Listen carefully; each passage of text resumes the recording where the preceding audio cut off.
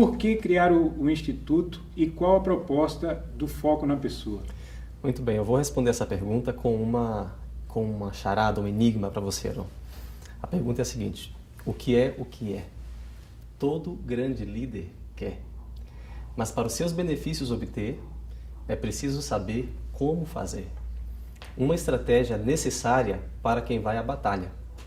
Uma visão que se transforma em ação quando outros estão dispostos a seguir sua instrução. Ao você utilizar, dificuldades vão chegar, mas os seus resultados vão multiplicar. Qual é a palavra, Heron? Qual seria a resposta para essa charada? A palavra é mobilizar. Heron, é difícil imaginar numa única habilidade mais essencial do que esta para líderes de hoje e de amanhã. A capacidade de mobilizar é praticamente tudo que um líder tem. É difícil construir essa capacidade, é fácil perdê-la. Um escorregão que o líder der, ele já perde o seu poder de mobilização.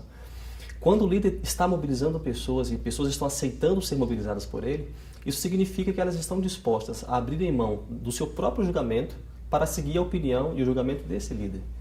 Não é um diferencial que você possa ter, é uma virtude essencial ao desempenho do seu trabalho como líder. A nossa proposta é produzir conhecimento acerca de como se faz isso, como nós mobilizamos pessoas, especialmente para que estejam diretamente envolvidas no cumprimento da missão. O nosso objetivo não é mobilizar por mobilizar, mas mobilizar para o cumprimento da missão. Professor Silvano, o que mudou na maneira de abordar a mobilização das pessoas, na maneira de motivar as pessoas a uma ação, que é a proposta da mobilização? O que é que mudou ao longo dos anos? Olha, Heron, eu acho que a coisa mais interessante em relação à mobilização de pessoas é a visão do porquê aceitar ser mobilizado. Nos últimos anos, a igreja tem tido, essa visão não é nova, mas o discernimento acerca dela, a popularização dessa ideia tem sido mais enfatizada recentemente. É que a mobilização do povo de Deus deve ser feita dentro do contexto do grande conflito. Deus está trabalhando pelo coração, pela mente, pela fidelidade das pessoas. E o inimigo também está trabalhando. A revelação diz que o inimigo, Satanás, está trabalhando ativamente para recrutar seres humanos como seus agentes. E Deus está trabalhando para que os seres humanos aceitem ser mobilizados no exército de trabalhadores de Cristo. Então, o trabalho de mobilização deve ser feito dentro da moldura do grande conflito, dentro do contexto do grande conflito.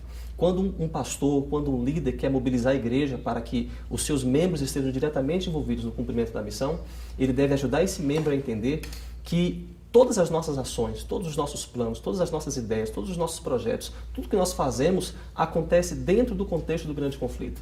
E que é preciso que essa pessoa entenda isso, assuma o seu papel ao lado de Deus, né, e exerça conscientemente o seu papel de povo remanescente, vivendo o Evangelho, fazendo resistência a Satanás e pregando o Evangelho. Então, eu acho que a coisa mais importante sobre mobilização nos últimos tempos é entender, primeiro, isso, que tudo acontece dentro dessa moldura do grande conflito e ajudar as pessoas a se posicionarem ao lado de Deus no grande conflito. Eu acho que a segunda coisa mais importante é que pessoas estão no centro desse processo.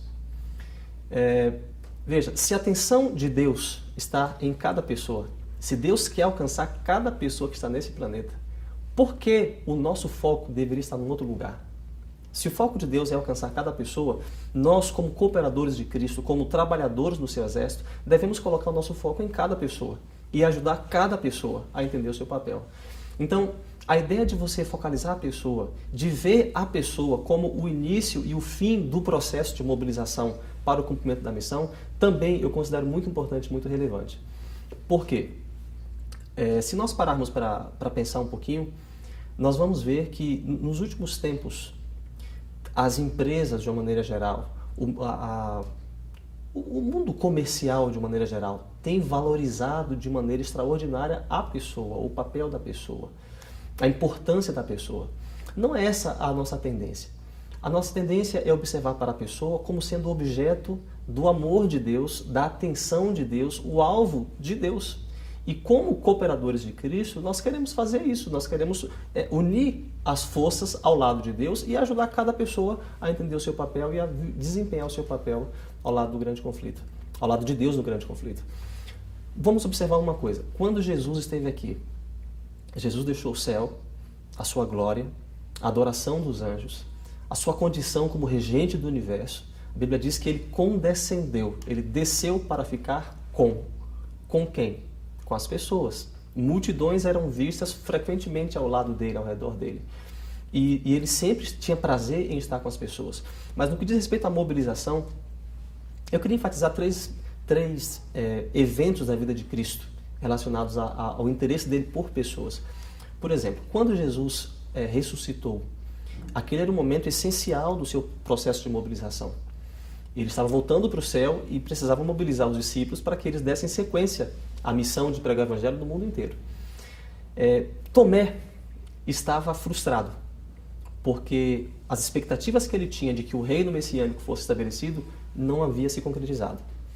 Ele também estava com inveja dos seus irmãos, porque Jesus havia se revelado aos outros, mas não a ele. Então ele decidiu adotar uma postura distinta dos irmãos e ele falou: a menos que eu não veja as marcas das suas mãos e do seu lado, eu não vou crer. E o que é que Jesus fez? Jesus queria mobilizar mais um. O interesse dele está em cada um. Então ele já havia se revelado aos outros, mas agora se revelou especialmente a Tomé, aos outros na presença de Tomé. E disse: Tomé, coloca aqui a sua mão. Coloca a sua mão aqui do lado. Não seja descrente, mas creia, seja crédulo. Creia, Tomé. O que Jesus estava fazendo ali era lidando especialmente com Tomé, dando atenção especial a ele para que ele também fosse mobilizado. Veja o caso de Pedro. As evidências estavam indicando que Pedro estava voltando à sua vida antiga. Ele havia negado a Jesus 3 vezes, isso havia atraído a desconfiança dos outros irmãos em relação a ele, e ele mesmo se considerava indigno. E decidiu voltar para pescar. E aí Jesus chama Pedro. 3 vezes Pedro havia negado Jesus. 3 vezes Jesus devolve as credenciais de um ministro para Pedro e diz: Pedro, apacenta os meus cordeirinhos.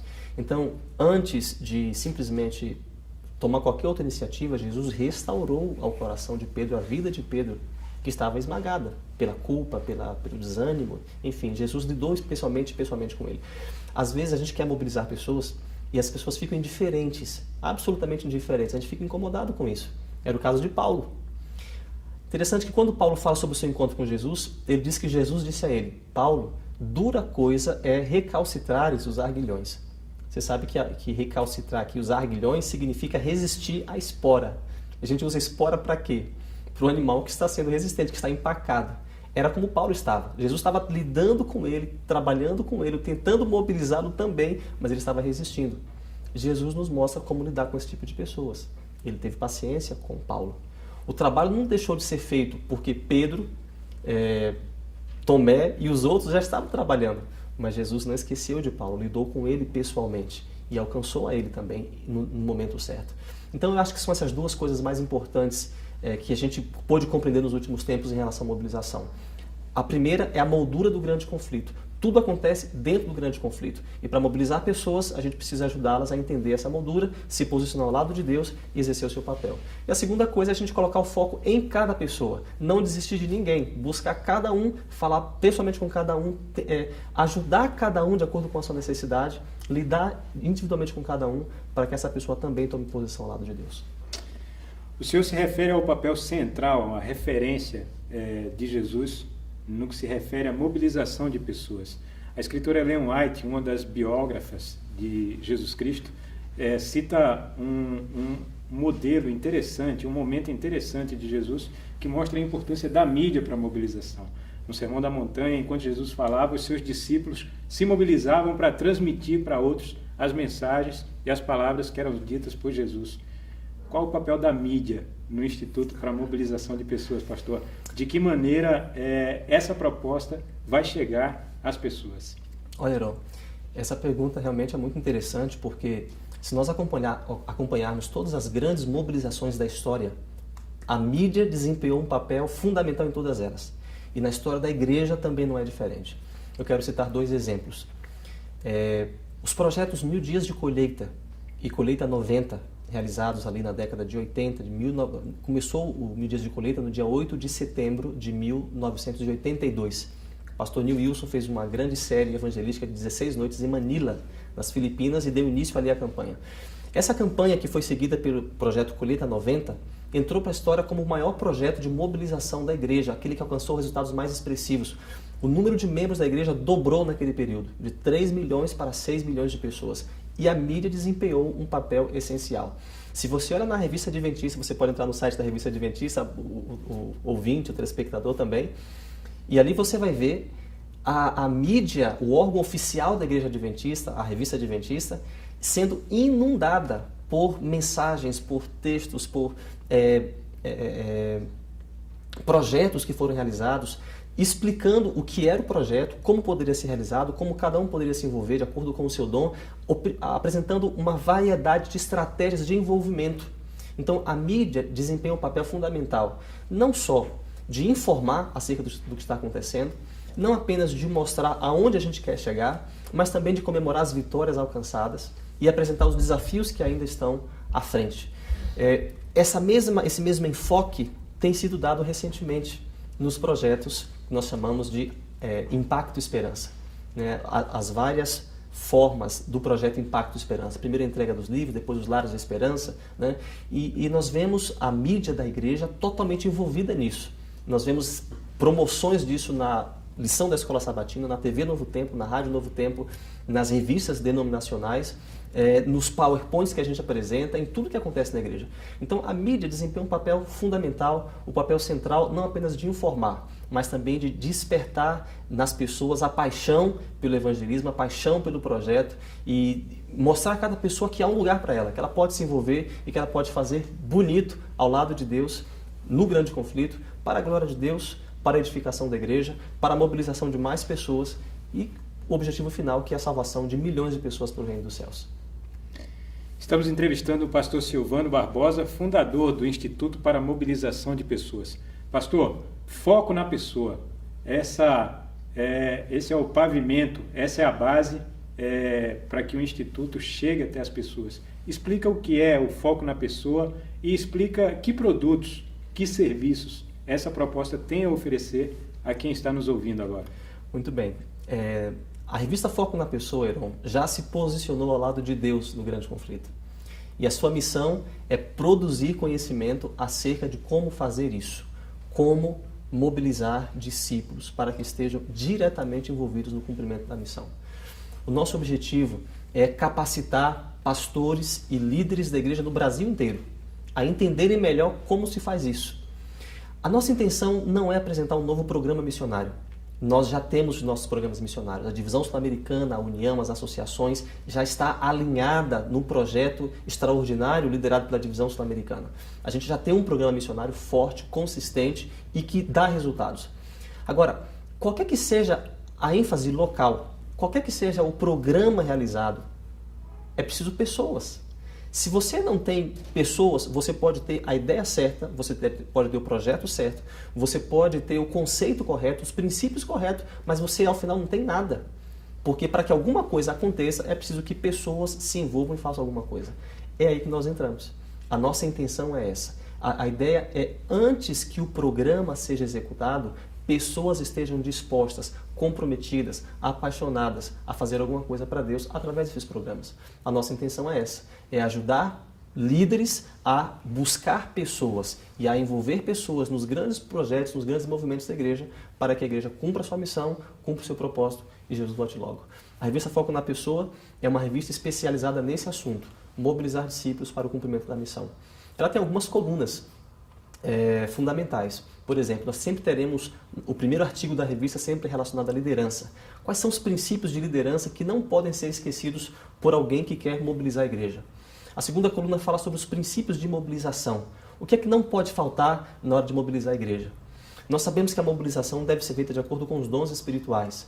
Então, uma terceira coluna sempre vai abordar a mobilização dentro do contexto dos dons espirituais. Nós temos uma coluna também que tem a intenção de inspirar quem lê, que são os grandes mobilizadores. Por exemplo, nesse trimestre, no segundo trimestre de 2012, a revista Foco na Pessoa está apresentando o pastor Neil Wilson. Interessante, Heron. Eu não sabia disso, pesquisando sobre o assunto eu descobri. O pastor Neil Wilson foi aquele quem desempenhou, quem promoveu os projetos 1000 Dias de Colheita e Colheita 90. Ele foi presidente da Conferência Geral de 1979 a 1990. Ele foi filho de pastor e pai de um outro pastor que é o atual presidente da Conferência Geral. Interessante, os 3 Wilsons foram presidentes de uma divisão da igreja. E o pastor Neil Wilson foi presidente de 12 organizações da igreja, foi presidente de 4 associações, de 4 uniões e de 4 divisões da igreja. Que coisa interessante. Então, esse é o objetivo da revista, da coluna Grandes Mobilizadores. Mostrar aquilo que grandes líderes fizeram e inspirar a gente a fazer outras coisas para Deus também. Então, é uma revista, assim, variada, fala sobre a mobilização digital também. E se você quer mais informações sobre a revista, visite o site foconapessoa.org.br. Tem o site, tem a revista e tem outras plataformas que vão surgir aí, né, pastor? Com certeza, já surgiram, inclusive mais uma que eu não mencionei. Nós temos uma entrevista com cada autor dos artigos. Todo artigo que for publicado na revista terá no site, na seção de downloads, esse artigo em PDF, o artigo em PowerPoint e uma entrevista com o autor do artigo para que você possa ouvir e ter o conteúdo do artigo ampliado na sua mente. Pastor, e para o internauta, o ouvinte que nos acompanha agora, está interessado, como é que eu faço para ter essa revista? O que é que ele faz, pastor? Quais são os caminhos para ter acesso a esse conteúdo? Não poderia ser mais simples. Entra no site foconapessoa.org.br. Você vai ter ali a revista online. Você pode dar uma olhadinha na revista e logo abaixo tem o botão Assine Agora. Clica ali, faça a sua assinatura. Nós vamos ter o prazer de enviar a assinatura para você e você vai passar o ano inteiro sendo atualizado acerca de como fazer isso e sendo lembrado de onde deve estar o seu foco.